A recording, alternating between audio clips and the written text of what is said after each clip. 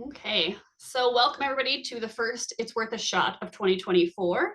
We really appreciate you guys joining us. Today we're going to go over facility resolutions with the new year and then our new staff training tracking tool.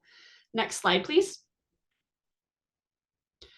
As always, when we have outside presenters, we just want to let you know that that there's information provided by third parties, and that doesn't mean that we endorse or recommend that, but we are actually having a Mountain Pacific presenter today, so we are good on that. Next slide, please.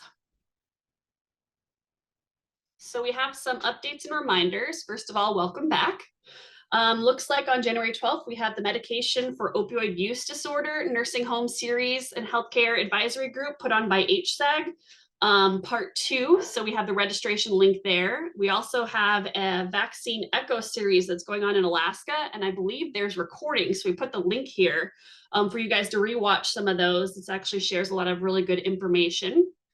And then we also wanted to remind you all that the NHSN weekly update COVID vaccine health personnel summary form for long-term care is linked here, and they will have a registration and a Zoom on that as well. Next slide, please. So as always, we appreciate you joining us, and we want to remind you to put any topics or ideas in chat, or you can also fill those in when you do our assessment for us that Mary will put in chat. But again, thank you so much for our evaluation. Sorry, not assessment, but thank you for joining us every Wednesday. We really appreciate it. Next slide. Oh, sorry, we have a polling question. We do the polling question first. So we want to know if you have storage capacity to maintain a vaccine supply in your facility. So yes or no. And if you do put no, can you just write in chat what you're missing or what your needs would be to be able to get that access?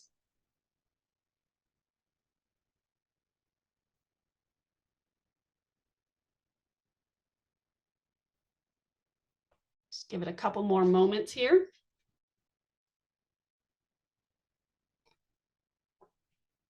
And it looks like predominantly yes is the answer, so that's good to hear. Okay, let's go ahead and close that out, Mary.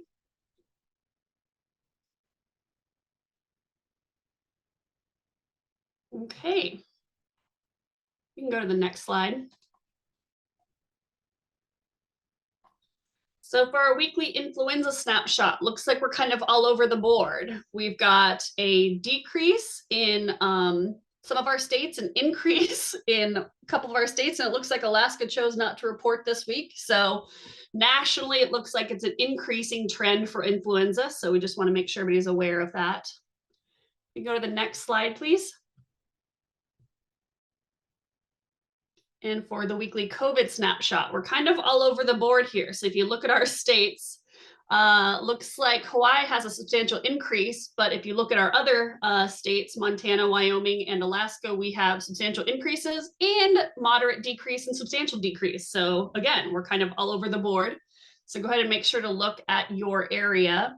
Looks like there is an upward trend in emergency department visits, as well as a increased trend in hospital admissions. So just something to look at. Can we go to the next slide, please?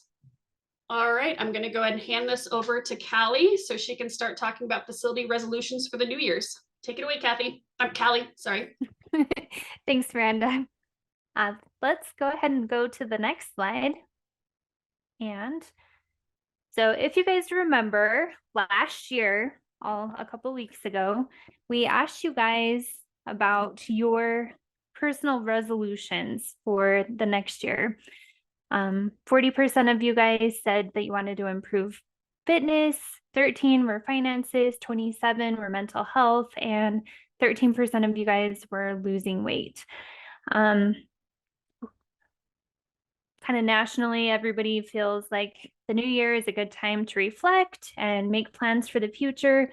So we wanted to put a fun spin on this tradition and apply it to our facilities. So I'm going to give you guys just a minute, if you would. Tell me a resolution that you would have for your facility, and we'll see if we address it in our upcoming slides. So if you would just drop a couple things in the chat.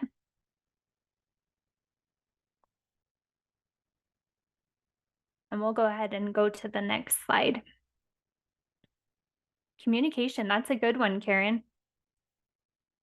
Competencies, tracking, getting them up to date, improve the fall program, employee satisfaction, no overdue competencies. I'm loving all these answers. Okay, so I asked you guys the specific questions from the It's Worth a Shot on the 20th about improving fitness. Well, according to Forbes magazine, fitness is the number one. These are the top 5 that I have listed here: fitness, finances, mental health, lose weight, and improve diet. So we're gonna take a fun spin on this and apply it to your facilities. So let's go ahead and go to the next slide. So for fitness, so looking at fitness for your facility, what activities are you guys doing to promote health and fitness for both your staff and residents? Some of you guys had said staff satisfaction. So this is a really good time to look at like employee health programs, looking at your resident and patient preventative health screenings, vaccines, seeing if they're due for anything in the upcoming year. Start scheduling those, kind of getting them on your radar. Also looking at, health screenings and vaccinations. That's a good one, Nancy. Looking at fitness and walking and hydration challenges. These are fun ways to engage your staff and your residents, your patients.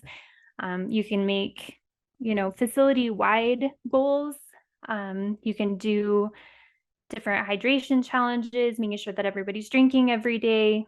These are a good opportunity to use the fun little water bottles, those kinds of things to get your staff and residents engaged. Heather noted that she had a health fair in September. Yes, these are good opportunities. And again, start planning for your upcoming, some of you guys do those in the spring, the health fairs. So a good time to start planning for that.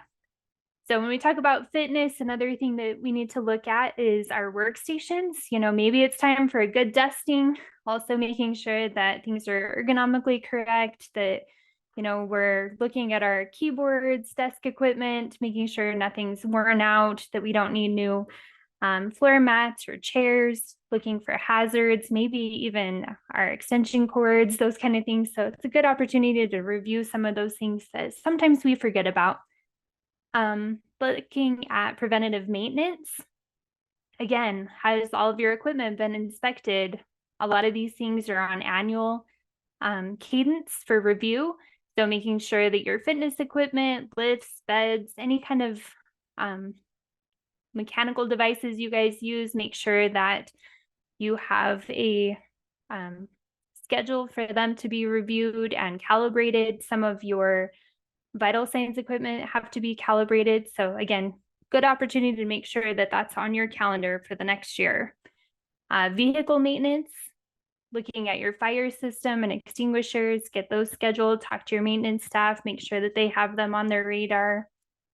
Also looking at annual environmental cleaning, HEPA filters, water filters, making sure that those are changed out. And again, even if they're not due right now, just put it on the calendar. Have your calendar ready for the upcoming year. Let's go ahead and go to the next one. So that covered the fitness for the facility. Let's talk about finances. Have you guys set your goals for this year? I know it's only January 3rd, so I don't expect that to be completed right away, but what goals do you have? Make sure that you guys are sharing your progress from last year and share your goals for the upcoming year. Are you prepared for emergencies? Do you have some contingency plans in place? Look at your supply chain management. Do you need to look at your par levels? Maybe you guys are looking at changing some inventory. And so you want to make sure you're doing some cost saving, maybe do some resident sampling, maybe get your staff and your residents involved in testing different products and make sure that it's equipment and items and even food items before you guys commit to changing anything. something that's important is to promote that open communication about cost saving ideas. Get your staff involved in that. I used to joke that my residents were my best product testers. If we had something new that we wanted to implement, take it into an activity, have them feel different fabrics, and maybe it's sheets or towels or whatever the case may be. Have them feel those items before you commit to it, because if people don't like it, they're not going to use it, and then you'll end up with more waste. It's good to look at areas to reduce waste. It's good to do that periodically and not just once a year. I'll give you an example of this. I had a facility that was using 2 different types of nutrition shakes. One is more expensive than the other. However, the less expensive brand was not preferred. So it was wasted more often. It was expiring before it was used. So overall, they decided that it was more cost effective to pay the upfront cost and have less waste overall. So just some thoughts on that. Another area to look at is using information technology. So as we're looking at our finances for the upcoming year, where are some areas that we can reduce, paper and printing? Maybe we can automate reporting, do some dashboards, looking at our KPI metrics, try to maybe make things a little bit more streamlined for our staff, reduce clicks and duplicative processes so that we can hopefully save money and staff time overall. So again, wherever you can get your staff and residents and your patient family councils involved, definitely do that. Let them know what your goals are, and get your staff involved in how they can help. So let's go ahead and move on to the next slide. And I believe mental health was the one of the top ones you guys had responded between getting in shape and improving mental health. So this is a good opportunity to look at employee assistance programs. Are your staff using it? Do they know that it exists? Do you have one? Looking at how you're supporting staff and residents with grief and loss. Are you doing suicide intervention training for your staff and possibly residents, family members? Does your behavioral health education need updated? How are you promoting resilience in your facility? There are a plethora of different wellness apps, and some are free that you can maybe just share some information with your staff on and let them know that those are available. Doing team building and kind of cross-departmental training helps kind of build those relationships and build rapport with your staff. The Centers of Excellence has a wonderful resources available for suicide intervention training. They're also doing some webinars on grief and loss. So I've included the link in the resources for that. So lots of great resources out there. And if these are things that you need assistance with, by all means, reach out to your account managers and we can help get you guys connected. So let's go ahead and move on to the next one. Okay, and lose weight. Again, this is the other one. So as a facility, one way to lose weight is to look at ways to reduce waste, and it's time to trim that policy manual. Are there policies and procedures for equipment or practices that you no longer do or no longer use? That's one good way to kind of clean house on that. Retention of records. Depending on if you guys go by a fiscal year or calendar year, it may be time to thin out your filing cabinet or notebooks. I recently had the opportunity of doing an on-site visit, and we pulled out that retention of records and looked through, I think we had 13 different binders, and it was very refreshing to the nurse to be able to toss all of that unused stuff and unneeded stuff. So it's time to look at any unused items, damaged, expired items. Go through those closets and cupboards, make sure you guys are cleaning all of those items out. Look for damaged equipment. Again, get it on your calendar for how you're going to replace anything kind of on the upcoming. months. I know sometimes it's not cost effective to just remove everything right away. So start making a plan on how you're going to clean that out. And then lose weight. Wait times for our visitors and our family members. So review any signage you guys have throughout your facility. Sometimes it's good to get stuff updated. So again, the beginning of the year is a really good time to do that. Let's go ahead and move on to the next page. And this is the resource page. I wanted to include, there are some resources from the Center of Excellence, and they do targeted outreach. So if you guys are interested in that, we can help get you connected. I included the Holiday Blues flyer. This had some really great resources for mental health, both for our residents and our staff. And then I also included the 7 Habits of Highly Resilient Nurses. This just had some really great tips and resources to help build resiliency. Let's go ahead and move on. We're going to change our conversation a little bit. So as we're talking about thinning things out, staff training tends to be something that takes a lot of our time and effort. And I know I saw you guys had noted competencies and staff training and tracking and making sure everybody's up to date. So hopefully this conversation will help kind of help with that resolution for you guys moving forward. So let's go ahead and go on to the next slide. So I just wanted to do a quick reminder on the staff training requirements. So as you guys move into this year for 2024 and getting everybody up to date on their staff training, these are all of the areas that are required for staff training. So 940 covers the training topics, and then each one of these covers 941 through 949 covers all of the required training. So what we did is we've developed a staff training tracker, and what we want to do is be able to track by the different F tag, so you can make sure that your staff are receiving all of the required training components. So let's go ahead and go to the next slide. And I am actually going to steal the screen real quick.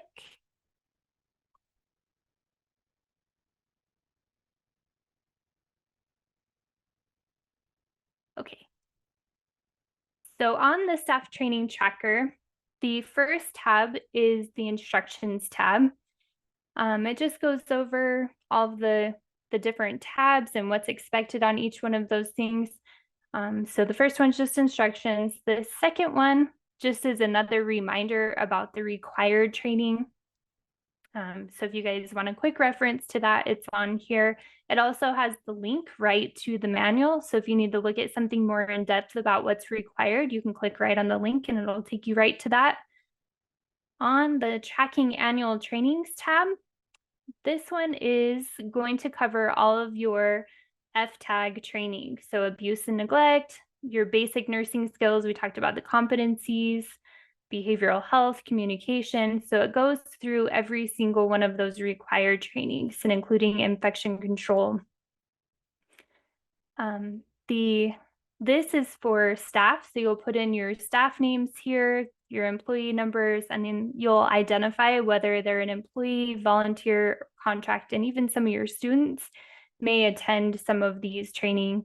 So you're able to identify, and then you can actually filter it right from here as well. So if you only want to see your contracted employees or your full-time employees, you can look at that. So once you tab over to the next one, this is the staff IP education. And I'm going to talk about this a little bit more in depth on our next slide. I'll go back to that. But this one, again, is how you can track which staff have completed the infection prevention training. And then the last tab actually does an analysis, so you can see who's up to date. So see here under basic restorative services, we're only at 75%. So I need to go and identify who I have missing that training. And this will show you your breakdown of training by staff. for the IP education. And then this one does the required trainings. So here, you also just kind of tabbing back over to this tracking annual trainings.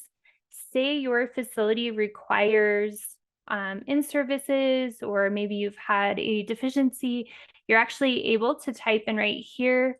You can do an update. Maybe you have a deficiency on hand hygiene, so you're going to go ahead and do a hand washing in service, so you can type it in here. And then when you look at the analysis, you can see, oh, there's my hand washing. Only 2 out of 4 staff have received that. So I need to follow up and see who hasn't gone through that. So I'm going to stop sharing and let's go back to the slides, please.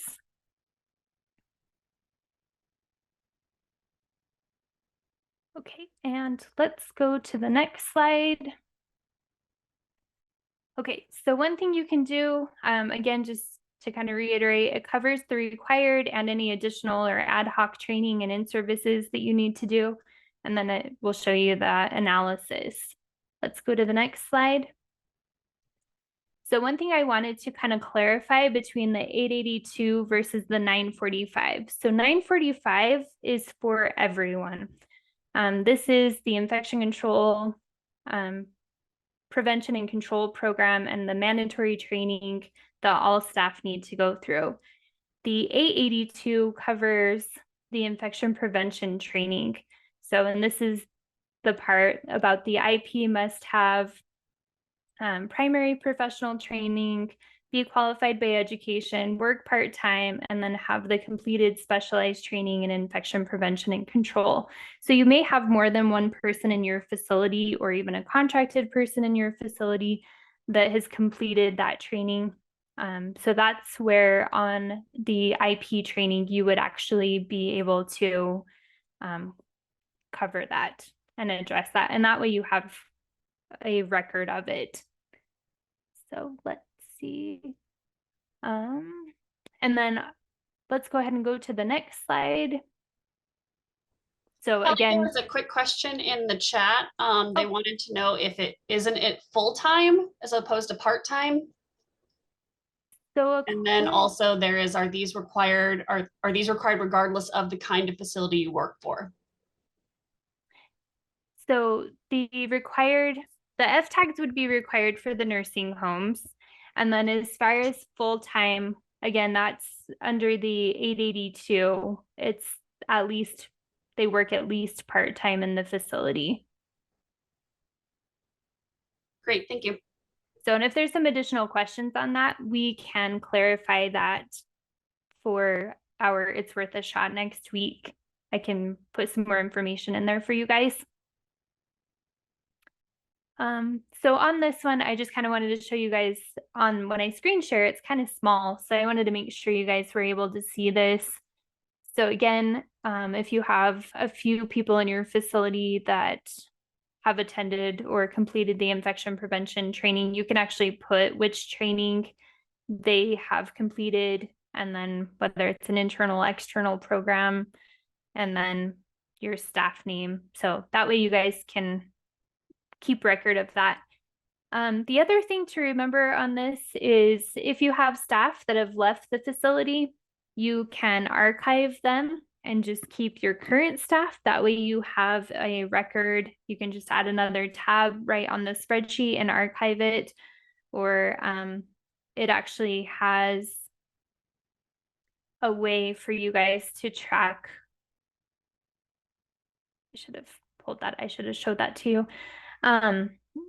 You guys can move it over, like I said, to another tab and take them out of your roster. And that way you can maintain a record of just your current employees.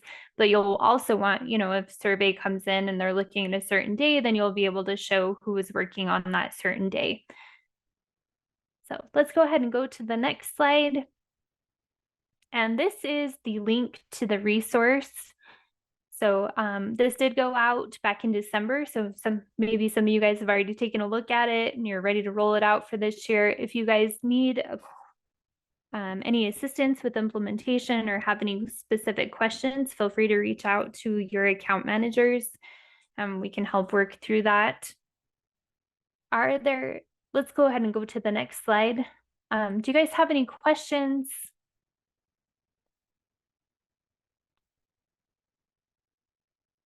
Okay, looks like no new questions.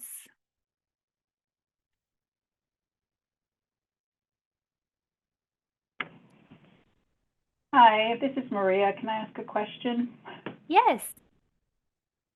It's about I guess, the back end of the education tracking. So we have a tool where we can fill in dates things got completed, but then what are people doing like for content? Like I put in a date that somebody completed something, and you know, if it's like online training, I can refer to the online training outline or whatever. But like for hand hygiene, when I mark somebody completed for hand hygiene, I have like the content that I went over or the demonstration I watched or whatever, but I don't necessarily have a competency checklist or a quiz for every single topic that I sign off. So what is the, I guess, minimum requirement, or what is the expectation that I can just speak to the content that was covered that I ensured they were able to do, or do I have to actually have a quiz or a competency checklist for every single topic covered?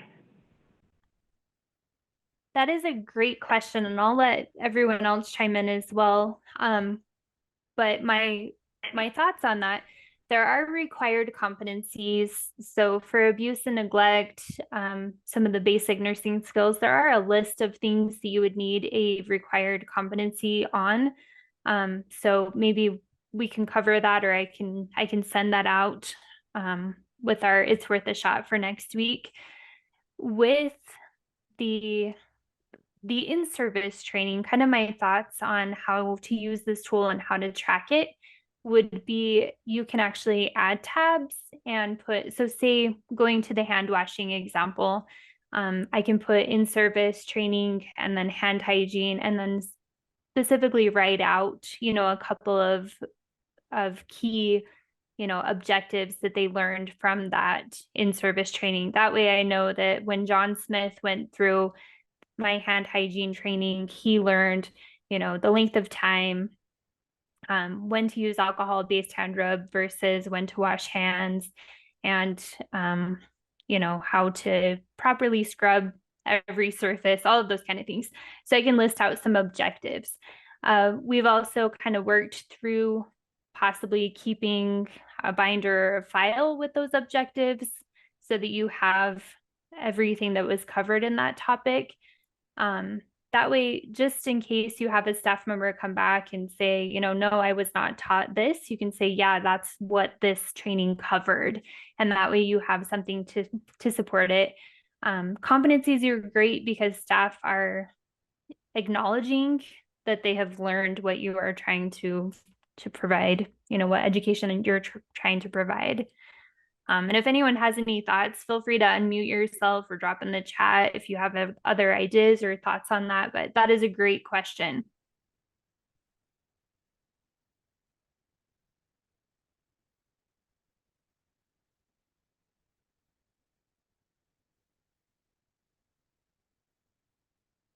All right, I'm not hearing a lot. We're seeing a lot. Did that answer your question?